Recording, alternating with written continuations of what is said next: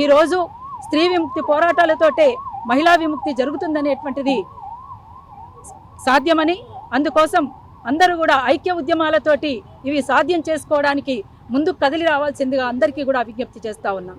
ఒక ఆర్భాటంగా లేదంటే ఒక ఉత్సవంగా ఒక వేడుకలాగా చూస్తున్నటువంటి ఈరోజు, కానీ ఇది ఎంతోమంది శ్రమ కోర్చి ప్రజలకు సమాన హక్కులు కావాలి, శ్రమకు తగ్గ ఫలితం కావాలి, విశ్రాంతి కావాలి, ఇట్లా రకరకాల డిమాండ్లతోటి ప్రత్యేకంగా ఏర్పాటు కాబడినటువంటి ఈ దినాన్ని ఈ సంవత్సరం 2026 మార్చి 8న మేము ప్రపంచవ్యాప్తంగా శాంతి నెలకొల్పాల్సిన సందర్భంలో అశాంతి నెలకొంటున్నది అనేటటువంటి విషయాన్ని దృష్టిలో పెట్టుకొని ప్రపంచ దేశాలు, ముఖ్యంగా సామ్రాజ్యవాది దేశాలు ఇరాన్ పైన, పశ్చిమాసియా లాంటి దేశాలపైన దాడులు చేస్తూ ఉంటే మహిళలు ఏ విధంగా బలవుతున్నారో, చిన్నపిల్లలు ఏ విధంగా బలవుతున్నారో లోకమంతా చూస్తూనే ఉంది.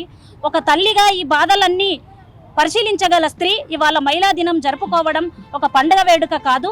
ఇది నిజంగా ప్రపంచంలో శాంతి నెలకొల్పాలని మనమందరం ఆలోచించాల్సిన అవసరం ఉందని తెలియజేస్తూ ఈరోజు ఈ కార్యక్రమాన్ని మేము నిర్వహిస్తూ ఉన్నాం.